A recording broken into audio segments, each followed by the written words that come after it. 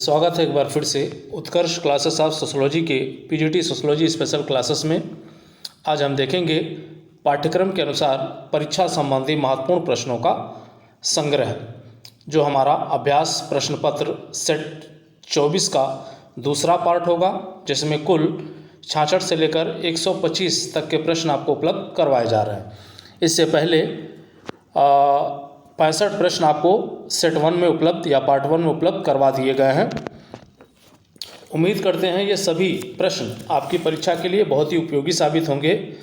Video अगर पसंद आए तो वीडियो को लाइक करिएगा, शेयर करिएगा, और यदि चैनल को पहली बार विजिट कर रहे हैं तो चैनल को सब्सक्राइब कर लें, ताकि यूपी पीजीटी समाजशास्त्र पाठ्यक्रम से संबंधित महत्वपूर्ण वीडियोस आपको उपलब्ध हो सके।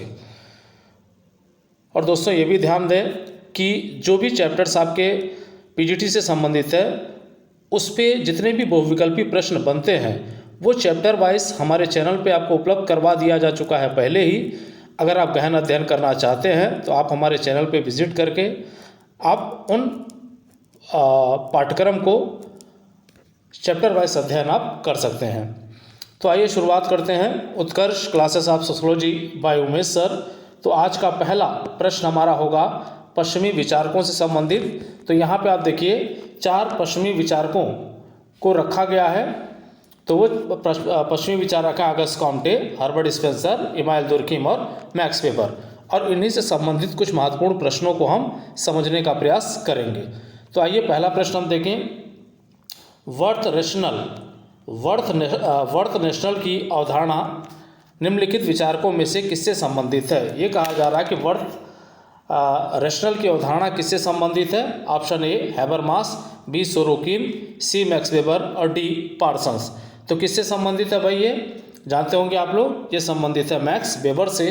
तो सी ऑप्शन आपका यहाँ पर सही हो जाएगा। अगला, चार्ल्स डार्विन का बुलडॉग किसे कहा जाता है? चार्ल्स डार्विन का बुलडॉग किसे कहा जाता है? A Herbert Spencer, B Karl Marx, C Max Weber और डी पेरेटो। तो यहाँ पे आप देखें तो ये चार्ल्स डार्विन का बुलडॉग कहा जाता है हर्बर्ट स्पेंसर जी को। तो ए ऑप्शन आपका सही हो जाएगा। अगले प्रश्न पे देखें, किसने कहा समाजशास्त्री आधुनिक समाज के पुजारी हैं? समाजशास्त्री आधुनिक समाज के पुजारी हैं, ये किसने कहा है? A Emmanuel Durkheim, B Auguste Comte, C Merton और डी समनर। तो यहाँ पे आप देखिए ये कथन जो है वो अगस्ट कॉम्टे जी का है। तो बी ऑप्शन आपका यहाँ पर सही हो जाएगा। अगला देखें, समाजशास्त्र को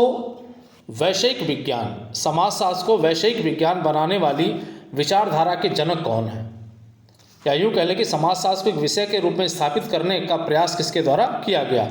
ए समनर, बी जे.एस. मिल, सी कॉम्टे और डी इमानुएल दुर्खिम। तो ये इस प्रश्न का जो सही उत्तर है वो है इमानुएल दुर्खिम। इन्होंने समाजशास्त्र को वैश्विक विषय के रूप में स्थापित करने का प्रयास किया। तो डी ऑप्शन आपका यहाँ पर सही हो जाएगा। अगला, सामाजिक स्तरीकरण का 3 व्यवस्था या त्रिस्तरीय सिद्धांत या बहुस्तरीय सिद्धांत किसने दिया है? ये कहा जा रहा है कि सामाजिक स्तरीकरण का त्रिस्तरीय सिद्धांत या बहुस्तरीय सिद्धांत किसने दिया है?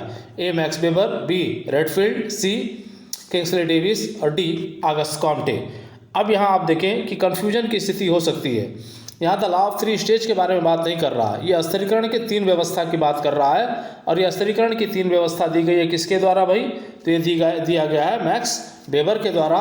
तो ए ऑप्शन आपका सही हो जाएगा। महत्वपूर्ण प्रश्न है, ध्यान रखिएगा। अगला देखें आप जो है, तो अमेरिका में समाजशास्त्र का संस्थापक विचारक विलियम समनर किसका शिष्य था?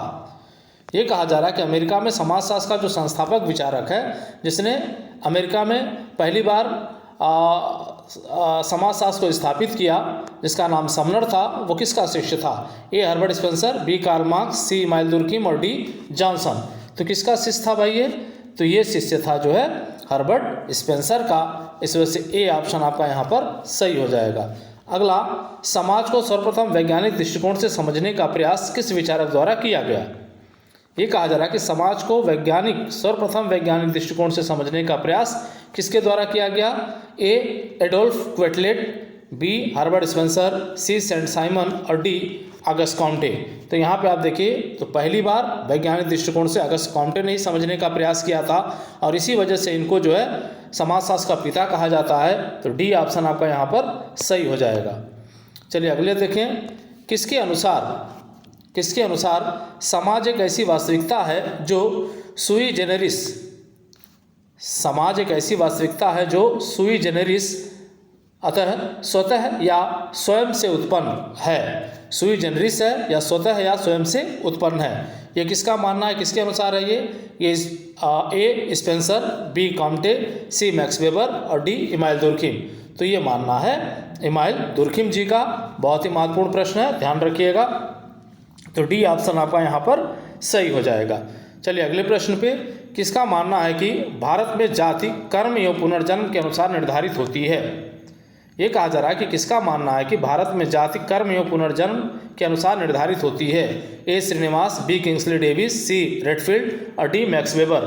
तो यहाँ पे आप देखें तो ये कथन जो है वो मैक्स वेबर जी का है। तो डी ऑप्शन आपका यहाँ पर सही हो जाएगा। कर्म और पुनर्जन्म का सिद्धांत दे रखा है मैक्स वेबर ने। चलिए अगला देखें आप, स्पेंसर की किस पुस्तक, ये कहा जा रहा है कि स्पेंसर की किस पुस्तक को समाजशास्त्र की प्रथम पाठ्यपुस्तक माना जाता है। A principles of psychology, B principles of biology, C study of sociology और डी प्रिंसिपल्स ऑफ सोशोलॉजी। तो जो स्पेंसर कि वह पुस्तक जिसको समाजशास्त्र की प्रथम पुस्तक माना जाता है वह प्रिंसिपल्स ऑफ सोशोलॉजी। तो डी ऑप्शन आपका यहाँ पर सही हो जाएगा। अगला, सामाजिक तथ्य की अवधारणा किस समाजशास्त्री के द्वारा दी गई है। सामाजिक तथ्य की अवधारणा किस समाजशास्त्री द्वारा दी गई है। A Max Weber, B Emile Durkheim, C Sorokin और डी इंकल्स। तो ये जो सामाजिक तथ्य की अवधारणा है वो दिया गया है इमाइल दुर्खिम के द्वारा। तो बी ऑप्शन आपका यहाँ पर सही हो जाएगा। अगला जो है, प्रत्यक्षवाद के जन्मदाता माने जाते हैं। प्रत्यक्षवाद के जन्मदाता माने जाते हैं, क्या माने जाते हैं भाई। ए चैम्बलिस, बी अगस्त कॉम्टे, सी सेंट साइमन और डी दुर्खिम। तो यहाँ देखें, प्रत्यक्षवाद के जन्मदाता माने जाते हैं अगस्त कॉम्टे जी। तो बी ऑप्शन आपका यहाँ पर सही हो जाएगा। प्रत्यक्षवाद का सिद्धांत दे रखा है इन्होंने। अगला, सामाजिक डार्विनवाद की अवधारणा किसने दी। सामाजिक डार्विनवाद की अवधारणा किसने दी। ए बोगार्डस, बी चार्ल्स डार्विन, सी हर्बर्ट स्पेंसर और डी अगस्त कॉम्टे। तो यहाँ पे आप हम देखें तो जब डार्विनवाद की अवधारणा पूछा जाता है तो चार्ल्स डार्विन हो जाते हैं, लेकिन जब सामाजिक डार्विनवाद कहा जाता है तो वो हो जाते हैं हर्बर्ट स्पेंसर। तो सी ऑप्शन आपका यहाँ पर सही हो जाता है। अगला, किसका कथन है कि स्वर्ग का साम्राज्य एक महिमान्वित समाज है। स्वर्ग का साम्राज्य एक महिमान्वित समाज है, ये किसका कथन है। ए पार्सन्स, बी इमाइल दुर्खिम, सी टायलर और डी मैक्स वेबर। तो ये कथन है इमाइल दुर्खिम जी का। तो बी ऑप्शन आपका यहाँ पर सही हो जाएगा। चलिए अगले प्रश्न पे, विज्ञानों का उच्चता एवं निम्नता के क्रम में संस्करण किस समाजशास्त्री ने प्रस्तुत किया है। ये कहा जा रहा है कि विज्ञानों का उच्चता एवं निम्नता के क्रम में संस्करण किस समाजशास्त्री ने प्रस्तुत किया है। या यूँ कह लें कि विज्ञानों का वर्गीकरण किसने प्रस्तुत किया है। ए एडोल्फ क्वेटलेट, बी हर्बर्ट स्पेंसर, सी सेंट साइमन और डी अगस्त कॉम्टे। तो ये किया है अगस्त कॉम्टे जी ने। तो डी ऑप्शन आपका यहाँ पर सही हो जाएगा। तो 80 का डी। चलिए अगले प्रश्न पे, प्रथम अकादमिक समाजशास्त्री किस समाजशास्त्री को माना जाता है। ए जिन्सबर्ग, बी कॉम्टे, सी मैक्स वेबर और डी इमाइल दुर्खिम। तो जो एकात्मिक समाजशास्त्री प्रथम माना जाता है वो इमाइल दुर्खिम को माना जाता है। तो डी ऑप्शन आपका यहाँ पर सही हो जाएगा। अगला, मैक्स वेबर की परिभाषा में एक व्यक्ति की वर्ग स्थिति के मूल रूप में होती है उसकी।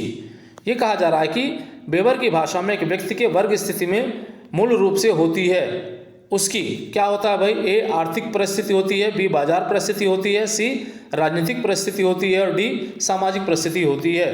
तो यहाँ पे आप देखें वो होता है सामाजिक परिस्थिति। तो बी ऑप्शन आपका यहाँ पर सही हो जाएगा। ये सारे के सारे प्रश्न आपके लिए बहुत ही महत्वपूर्ण है। अगला देखें आप, हर्बर्ट स्पेंसर ने सामाजिक उद्विकास के 4 चरणों का उल्लेख किया है। हर्बर्ट स्पेंसर ने सामाजिक उद्विकास के 4 चरणों का उल्लेख किया है। अब यहाँ कुछ चरण दिए जा रहे हैं। ए सरल समाज, बी संश्लिष्ट समाज, 1 सरल समाज, 2 संश्लिष्ट समाज, 3 द्विसंश्लिष्ट समाज, चौथा त्रिसंश्लिष्ट समाज और 5वां बहुखंडित समाज। उपरोक्त में से कौन से चरण स्पेंसर द्वारा व्यक्त किए गए हैं। ये कहा जा रहा है कि उपरोक्त में से कौन से 4 चरण जो है वो स्पेंसर द्वारा व्यक्त किए गए हैं। तो यहाँ पे आप देखिए स्पेंसर ने जो व्यक्त किया है वो व्यक्त किया है सरल समाज, संश्लिष्ट समाज, द्विसंश्लिष्ट समाज और त्रिसंश्लिष्ट समाज। इनकी चर्चा किया है 1, 2, 3, 4 की चर्चा किया है। जबकि बहुखंडी समाज की हम बात करें तो ये दुर्खिम द्वारा व्यक्त किया गया है। तो ये ए ऑप्शन आपका यहाँ पे सही हो जाएगा, 1, 2, 3, 4। चलिए अगला देखें आप जो है, निम्नलिखित विचारकों में समाजशास्त्र के जन्मदाता अगस्त कॉम्टे के गुरु कौन थे। ये कहा जा रहा है कि निम्नलिखित विचारकों में से समाजशास्त्र के जन्मदाता अगस्त कॉम्टे के गुरु कौन थे। ए नेपोलियन, बी वाल्टमेयर, सी राइट मिल और डी सेंट साइमन। तो इनके गुरु थे सेंट साइमन। तो डी ऑप्शन पे आप टिक लगाएंगे तो ये सही हो जाएगा। अगला, मैक्स वेबर ने प्रतियोगिता को किस रूप में परिभाषित किया है। ये कहा जा रहा है कि मैक्स वेबर ने प्रतियोगिता को किस रूप में परिभाषित किया है। ए सहयोगात्मक संघर्ष के रूप में, बी संघर्षरत सहयोग के रूप में, सी शांतिपूर्ण संघर्ष के रूप में और डी तर्कपूर्ण संघर्ष के रूप में। तो यहाँ मैक्स वेबर ने प्रतियोगिता को शांतिपूर्ण संघर्ष के रूप में जो है परिभाषित किया है। तो सी ऑप्शन आपका यहाँ पर सही हो जाएगा। चलिए अगला देखिए आप, डिस्क्रिप्टिव सोशोलॉजी जो 2 खंडों में प्रकाशित हुई थी, डिस्क्रिप्टिव सोशोलॉजी 2 खंडों में प्रकाशित हुई थी 1873 से लेकर 1894 में, के लेखक कौन हैं। ए हर्बर्ट स्पेंसर, बी मॉर्गन, सी क्यूबर और डी जॉनसन। तो कौन हो सकते हैं भाई। तो यहाँ पे आप देखें तो ये है हर्बर्ट स्पेंसर। तो ए ऑप्शन आपका यहाँ पर सही हो जाएगा। अगला, दुर्खिम ने ऑस्ट्रेलिया की किस जनजाति का विस्तृत अध्ययन कर टोटमवाद की अवधारणा को विकसित किया है। ये कहा जा रहा है कि दुर्खिम ने ऑस्ट्रेलिया की किस जनजाति का अध्ययन करके टोटमवाद की अवधारणा को विकसित किया था। ए गारो, बी खासी, सी अरुंटा और डी भील। तो ये है अरुंटा जनजाति का अध्ययन करके इन्होंने टोटमवाद की अवधारणा को प्रस्तुत किया था। तो सी ऑप्शन आपका यहाँ पर सही हो जाएगा। अगला, नौकरशाही की अवधारणा किसने दी है। नौकरशाही की अवधारणा किसने दी। ए गिलिन और गिलिन, बी मैक्स वेबर, सी बोटोमोर और डी गिन्सबर्ग। तो आप इसको बता सकते हैं, उत्तर बहुत ही महत्वपूर्ण है और वो है मैक्स वेबर। तो बी ऑप्शन पे आप टिक लगा लेंगे तो ये सही हो जाएगा। चलिए अगले प्रश्न की तरफ बढ़ते हैं हम जो है। तो यहाँ पे अगस्त कॉम्टे की वह पुस्तक जिसमें सर्वप्रथम समाजशास्त्र शब्द का प्रयोग हुआ। यह कहा जा रहा है कि अगस्त कॉम्टे की वो कौन सी पुस्तक है जिसमें सर्वप्रथम समाजशास्त्र शब्द का प्रयोग हुआ था। A system of positive polity, B catechism of positivism, C the course of positive philosophy और D a plan of the scientific operation necessary for reorganisation of society. तो किसमें जो है समाजशास्त्र शब्द का प्रयोग किया गया था इन चारों पुस्तकों में से। चारों पुस्तकें अगस्त कॉम्टे की हैं। तो किसमें समाजशास्त्र शब्द का प्रयोग किया गया। तो वो पुस्तक है the course of positive philosophy. क्या है वो, the course of positive philosophy. तो सी ऑप्शन आपका यहाँ पर सही हो जाएगा। अगला, स्पेंसर ने समाजों के आंतरिक एकीकरण की सीमाओं के आधार पर समाजों को किन 2 प्रकार में बांटा है। यह कहा जा रहा है कि स्पेंसर ने समाजों के आंतरिक एकीकरण की सीमाओं के आधार पर समाजों को किन 2 प्रकारों में बांटा है।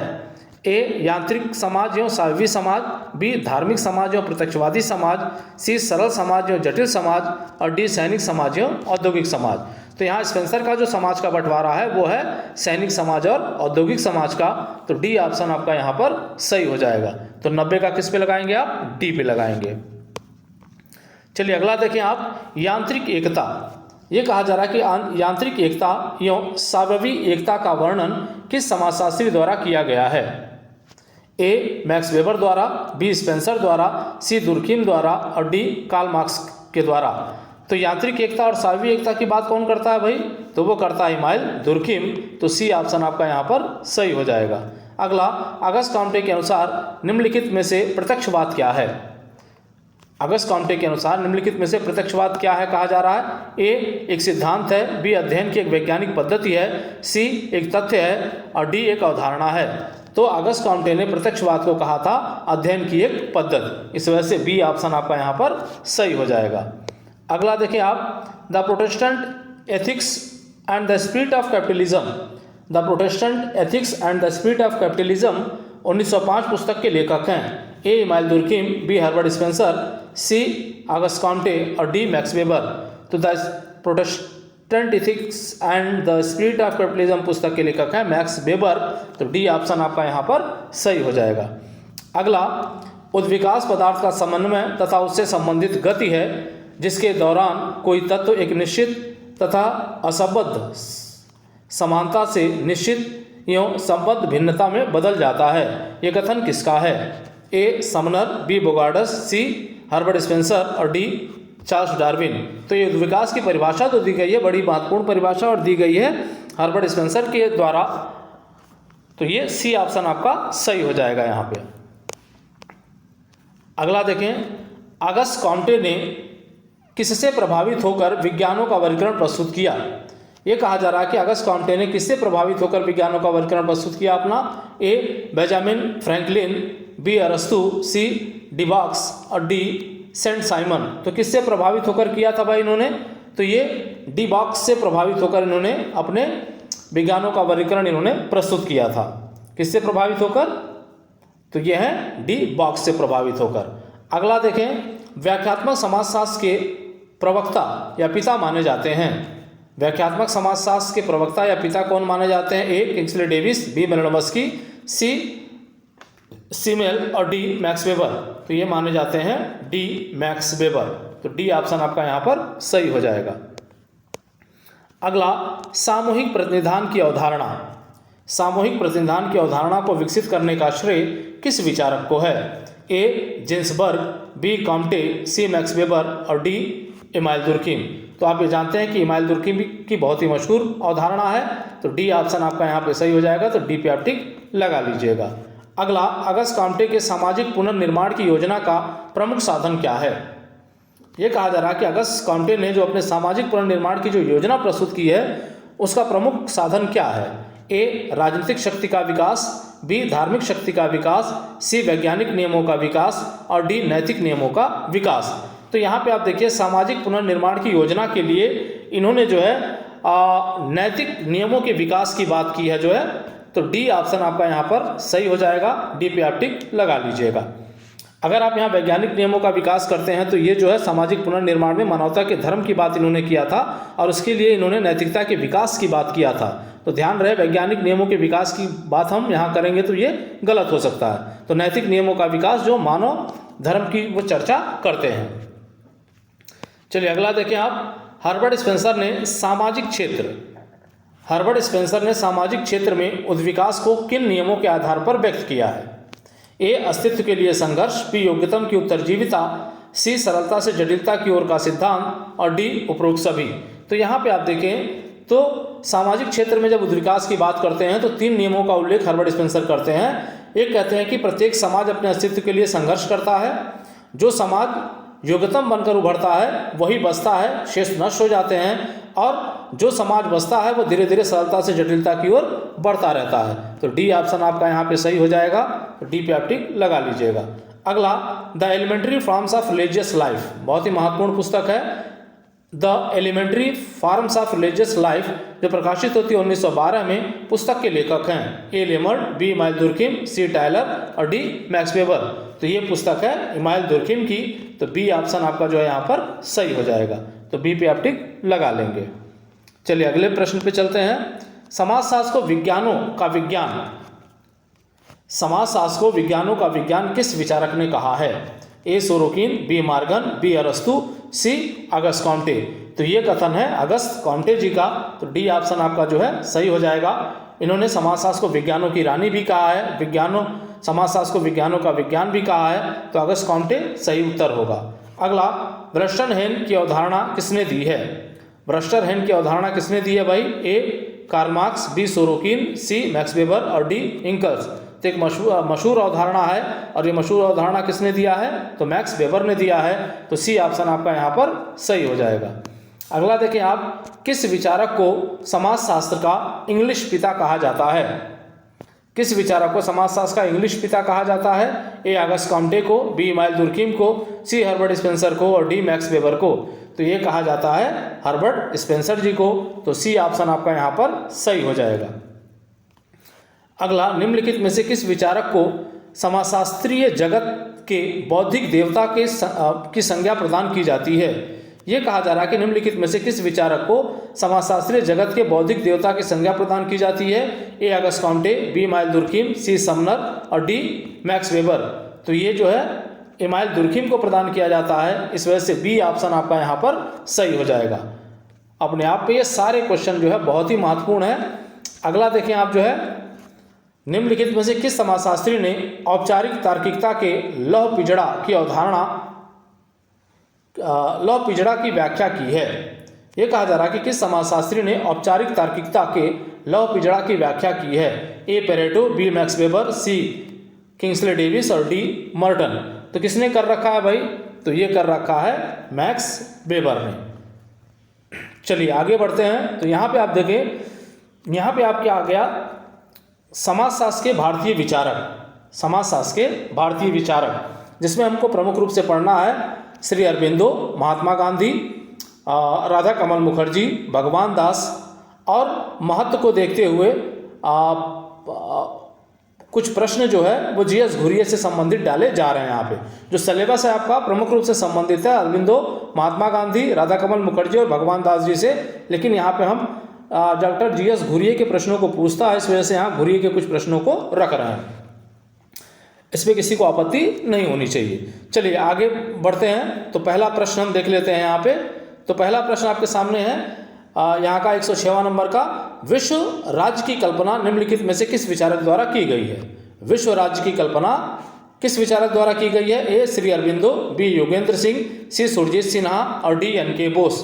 तो ये जो अवधारणा दी गई है वो अवधारणा दी गई है श्री अरबिंदो के द्वारा, और ये कई बार परीक्षाओं में पूछा जा चुका है। अगला आप देखें तो कहा जा रहा है कि मेरे सपनों का भारत निम्नलिखित में से किस सामाजिक विचारक की कृति है? मेरे सपनों का भारत निम्नलिखित में से किस सामाजिक विचारक की कृति है? ए श्री अरविंद घोष या Aurobindo Ghosh, B Bhagwan Das, C B are Ambedkar और डी गांधी जी। तो यहाँ पे आप देखिए मेरे सपनों का भारत जो पुस्तक है वो संबंधित है महात्मा गांधी जी द्वारा लिखा गया है, तो डी ऑप्शन आपका यहाँ पर सही हो जाएगा। अगला प्रश्न आप देखें, caste and race in India. कहा जा रहा है कि caste and race in India पुस्तक के लेखक हैं A M N Srinivas, B professor GS Ghurye, D A R Desai और डी नीरा देसाई। तो यहाँ पे आप देखिए तो इस पुस्तक के जो लेखक हैं प्रोफेसर जीएस घुरिये जी हैं, तो बी ऑप्शन आपका यहाँ पर सही हो जाता है। अगला प्रश्न आप देखें, मानव चक्र ह्यूमन साइकिल पुस्तक की रचना निम्नलिखित विचारकों में से किसके द्वारा की गई है? ह्यूमन साइकिल या मानव चक्र की रचना, पुस्तक की रचना किसने किया है? ए श्री अरबिंदो घोष, बी श्रीनिवास, सी घुरिये और डी महात्मा गांधी। तो किसने किया है भाई? तो इस पुस्तक की रचना की गई है श्री अरबिंदो के द्वारा, तो ए ऑप्शन आपका यहाँ पर सही हो जाएगा। महत्वपूर्ण है, परीक्षा में पीजीटी के पूछा जा चुका है। अगला देखें, किसके नेतृत्व में उत्तर प्रदेश के लखनऊ विश्वविद्यालय में सर्वप्रथम सन 1921 में समाजशास्त्र का अध्ययन कार्य प्रारंभ हुआ? ये पूछा जा रहा है कि लखनऊ विश्वविद्यालय में सन 1921 में सर्वप्रथम किसके नेतृत्व में समाजशास्त्र का अध्ययन अध्यापन कार्य प्रारंभ हुआ था? ए राधा कमल मुखर्जी, बी जीएस घुरिये, सी ब्रजेंद्र नाथ सील और डी श्री अरबिंदो घोष। तो यहाँ पे आप देखिए तो ये शुरू किया गया था राधा कमल मुखर्जी, जिसको हम आर के मुखर्जी शॉर्ट फॉर्म में जानते हैं, तो ए ऑप्शन आपका यहाँ पे सही हो जाएगा। अगला, भारत विद्याशास्त्री परिप्रेक्ष्य के प्रणेता कौन माने जाते हैं? भारत विद्याशास्त्री परिप्रेक्ष्य के प्रणेता कौन माने जाते हैं? A Radha Kamal Mukherjee, B professor GS Ghurye, C Bhagwan Das और डी लुइस डूमा। तो कौन माने जाते हैं भाई? तो माने जाते हैं प्रोफेसर जीएस घुरिये, तो बी ऑप्शन आपका यहाँ पर सही हो जाएगा। चलिए अगला देखिए, एक पुस्तक और भी बड़ी महत्वपूर्ण है, यह है द लाइफ डिवाइन निम्नलिखित में से किस विचारक की रचना है? द लाइफ डिवाइन निम्नलिखित में से किस विचारक की रचना है? ए इरावती कर्वे, बी भगवान दास, सी श्यामचरण दुबे और डी श्री अरबिंदो। तो यहाँ पे आप देखें तो ये द लाइफ डिवाइन पुस्तक जो है वो श्री अरबिंदो जी की पुस्तक है, तो डी ऑप्शन आपका यहाँ पर सही हो जाएगा। ये भी प्रश्न बहुत ही महत्वपूर्ण है, कई बार परीक्षा में पूछा गया है। अगला, राधा कमल मुखर्जी ने सामाजिक मूल्यों को किन दो मुख्य भागों में वर्गीकृत किया है? ए सामाजिक तथा सौंदर्यबोधी मूल्य, बी साध्य तथा साधन मूल्य, सी सांस्कृतिक एवं आध्यात्मिक मूल्य और डी सैद्धांतिक एवं बौद्धिक मूल्य। तो यहाँ पे आप देखिए राधा कमल मुखर्जी ने सामाजिक मूल्यों को दो भागों में बांटा है, और वो भाग है साध्य तथा साधन मूल्य। तो 113 का आपका बी सही हो जाएगा। अगला देखें आप जो है, भगवान दास ने, ये कहा जा रहा है कि भगवान दास ने किसके साथ मिलकर वाराणसी में काशी विद्यापीठ की स्थापना की थी। भगवान दास ने किसके साथ मिलकर वाराणसी में काशी विद्यापीठ की स्थापना की थी। ए Annie Besant, B Mahatma Gandhi, सी डॉक्टर भीमराव अंबेडकर और डी पंडित जवाहरलाल नेहरू। तो इन्होंने एनी बेसेंट के साथ मिलकर जो है वाराणसी में काशी विद्यापीठ की नींव रखी थी। तो ए ऑप्शन आपका यहाँ पे सही हो जाता है। अगला, किसका मानना है कि क्षेत्रीयता राष्ट्रीयता के अधीन होती है। किसका मानना है कि क्षेत्रीयता राष्ट्रीयता के अधीन होती है। ए राधा कमल मुखर्जी, बी महात्मा गांधी, सी बृजेंद्र नाथ शील और डी महात्मा गांधी। तो ऑप्शन यहाँ पे डी 2 हो गया है। तो हम ए बी और सी के अंतर्गत हम इसको देखने का प्रयास करेंगे और उत्तर जो हमारा है वो सही हो जाएगा राधा कमल मुखर्जी का। तो ए ऑप्शन आपका जो है यहाँ पे सही हो जाएगा। यहाँ पे ऑप्शन 1 बदल सकते हैं, आप हटा सकते हैं इसको जो है। तो ये राधा कमल मुखर्जी ने कहा क्षेत्रीयता राष्ट्रीयता की अधीन होती है। चलिए अगले प्रश्न पे चलते हैं। महात्मा गांधी द्वारा हरिजन सेवक संघ की स्थापना कब की गई थी। तो ध्यान रहे, ये पूछा जाता है कि हरिजन सेवक संघ की स्थापना किसने की है, तो महात्मा गांधी ने की है। यहाँ पूछा जा रहा है कब की है।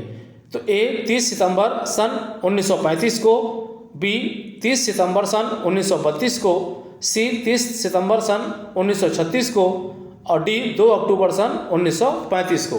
तो ये स्थापना किया गया 30 सितंबर सन 1932 को। तो बी ऑप्शन आपका यहाँ पे सही हो जाएगा। अगला, निम्नलिखित में से the social structure of values के लेखक कौन है। निम्नलिखित में से the social structure of values पुस्तक के लेखक कौन है। A D P Mukherjee, B Bhagwan Das, सी श्रीनिवास और डी राधा कमल मुखर्जी। तो इस पुस्तक के लेखक हैं राधा कमल मुखर्जी जी। तो डी ऑप्शन आपका यहाँ पर सही हो जाएगा। चलिए अगले प्रश्न पर चलते हैं।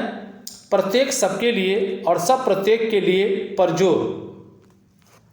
प्रत्येक सबके लिए और सब प्रत्येक के लिए पर जोर निम्नलिखित में से किस विचारक ने दिया है। ए भगवान दास, बी महात्मा गांधी, सी नीरा देसाई और डी श्री अरबिंदो।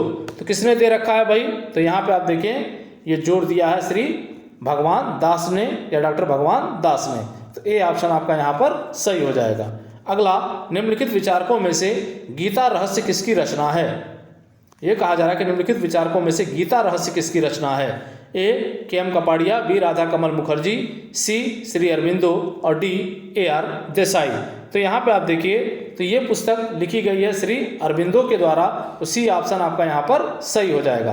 तो आप ध्यान दें, श्री अरबिंदो की बहुत सी पुस्तकें हैं जो बड़ी ही महत्वपूर्ण है और उन्हीं पुस्तकों के बारे में 3-4 पुस्तकों के बारे में आपसे पूछा जाता है परीक्षाओं में, और लगभग सारी पुस्तकें आपको यहाँ पर उपलब्ध करवा दी गई हैं इंपॉर्टेंट में। आइए आगे चलते हैं।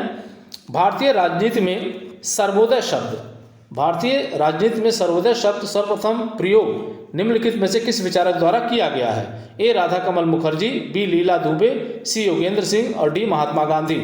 तो आप ये जानते हैं सर्वोदय शब्द का राजनीति में पहली बार प्रयोग किया गया था महात्मा गांधी जी द्वारा। तो डी ऑप्शन आपका यहाँ पर सही आ जाएगा। अगला, रूरबन कम्युनिटी जो प्रकाशित हुई 1963 में, पुस्तक के लेखक हैं। ये कहा जा रहा है कि रूरबन कम्युनिटी पुस्तक के लेखक कौन है। A Neera Desai, B professor GS Ghurye, Ghuriya हो गया है, यहाँ घुरिये होना चाहिए था। तो थोड़ा सा संशोधन आप कर लीजिएगा, यहाँ पे ए का मात्रा लगाइएगा। चलिए, सी श्री अरबिंदो और डी महात्मा गांधी। तो यहाँ पे आप देखें तो रूरबन कम्युनिटी जो पुस्तक है वो लिखी गई है प्रोफेसर GS घुरिये के द्वारा। किसके द्वारा लिखी गई है, प्रोफेसर GS घुरिये के द्वारा। तो बी ऑप्शन आपका यहाँ पर सही हो जाएगा। अगला, मूल्यों के समाजशास्त्र के जनक या मूल्यों के समाजशास्त्र का जनक किसे माना जाता है। ए राधा कमल मुखर्जी, बी GS घुरिये, सी बृजेंद्र नाथ शील और डी अरबिंदो। तो यहाँ पे आप देखिए मूल्यों के समाजशास्त्र के जनक जो हैं वो राधा कमल मुखर्जी जी हैं। तो ए ऑप्शन आपका यहाँ पे सही हो जाएगा, बहुत ही महत्वपूर्ण है, ध्यान रखिएगा। निम्नलिखित में से वह विचारक जो थियोसोफिकल जिसको हम दार्शनिक कहते हैं सोसाइटी से संबंधित था। A S C. Dube, B GS Ghurye, C Yogendra Singh और डी भगवान दास। तो ये थियोसोफिकल सोसाइटी से जो संबंधित विचारक हैं वो हैं भगवान दास। तो डी ऑप्शन आपका यहाँ पर सही हो जाएगा। तो डी पे आप टिक लगा लीजिएगा। चलिए अगला देखें आप। तो निम्नलिखित में से गांधी जी को समाजशास्त्री विचारक ना मानकर क्या माना जाता है? ये कहा जा रहा है कि निम्नलिखित में से गांधी जी को समाजशास्त्री विचारक ना मानकर क्या माना जाता है? ए अर्थशास्त्री विचारक, बी राजनीतिक विचारक, सी सामाजिक विचारक और डी समाजशास्त्री चिंतक।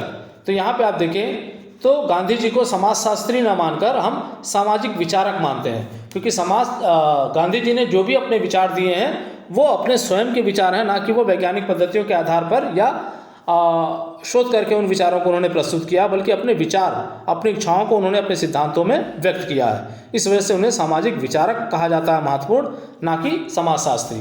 चलिए अगला देखें आप। भारतीय समाजशास्त्र के जनक कौन माने जाते हैं? भारतीय समाजशास्त्र के जनक कौन माने जाते हैं? ए प्रोफेसर जीएस घुरिये, बी अगस्त कॉम्टे, सी आर के मुखर्जी और डी के एम कपाड़िया। तो यहाँ पे आप देखिए भारतीय समाजशास्त्र के जो जनक माने जाते हैं वो माने जाते हैं प्रोफेसर जीएस घुरिये। तो ए ऑप्शन आपका यहाँ पर सही हो जाएगा 125 का। और यहाँ नीचे आप देखें ये सारे उत्तर आपको उपलब्ध करवा दिए गए हैं। कहीं से भी कोई दिक्कत आपको होती है तो आप उत्तर से कंफर्मेशन कर सकते हैं। तो ये रहा आज का वीडियो। अगर वीडियो पसंद आए तो वीडियो को लाइक करिएगा, वीडियो को शेयर करिएगा। चैनल पे पहली बार आए हैं तो चैनल को सब्सक्राइब ज़रूर कर लें, ताकि आने वाले वीडियोस के नोटिफिकेशन आपको मिलते रहें। जय हिंद, जय भारत।